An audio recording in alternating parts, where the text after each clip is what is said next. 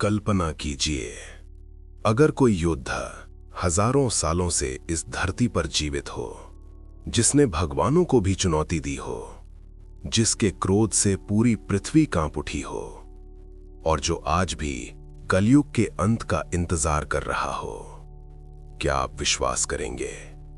लेकिन शास्त्रों के अनुसार यह सिर्फ कहानी नहीं, एक ऐसा रहस्य है जिसे समय भी मिटा नहीं पाया। ये कहानी है भगवान परशुराम की, विष्णु के छठे अवतार।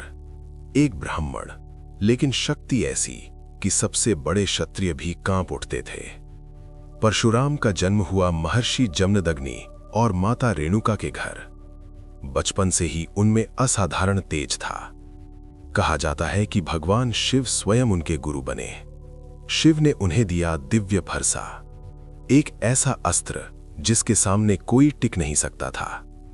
लेकिन फिर हुआ वो जिसने इतिहास बदल दिया।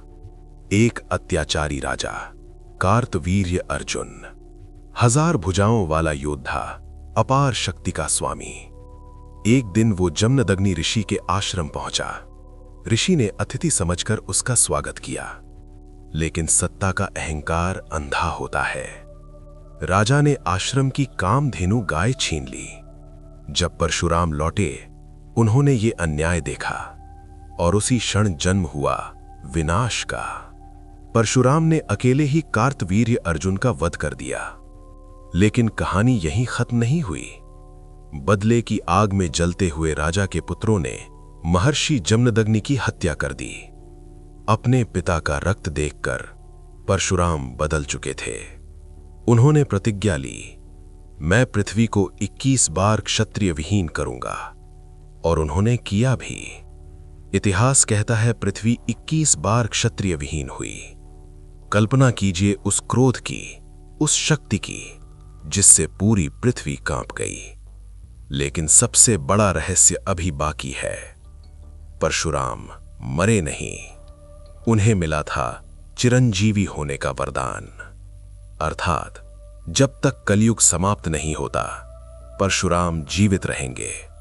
शास्त्रों में लिखा है, जब भगवान कल की अवतार लेंगे, तब परशुराम उनके गुरु बनेंगे, उन्हें युद्ध कला सिखाएंगे। यानी एक योद्धा हजारों वर्षों से सिर्फ उस दिन का इंतजार कर रहा है। लेकिन सवाल उठता है, क्या किसी ने उन्हें देखा है? भारत के कई पहाड़ी और रहस्यमय क्षेत्रों ने आज भी साधु संत दावा करते हैं कि एक दिव्य योद्धा तपस्या में लीन है। कुछ लोग कहते हैं हिमालय की गुफाओं में, कुछ कहते हैं महेंद्रगिरी पर्वत पर। सच क्या है कोई नहीं जानता। लेकिन एक बात तय है, इतिहास परशुराम को भूल नहीं पाया, और शायद समय भी उन्हें छिपा नहीं पाया। सोचिए, अगर वो आज भी हमारे बीच हो तो क्या दुनिया उन्हें पहचान पाएगी, या वो सिर्फ उस क्षण का इंतजार कर रहे हैं जब अधर्म अपनी सीमा पार कर देगा और फिर वापस आएगा फरसे का प्रकोप। तो अगली बार जब आप सुने कि कलयुग अपने चरम पर है, याद रखिए, कहीं न कहीं एक अमर योद्धा अब भी जाग रहा है।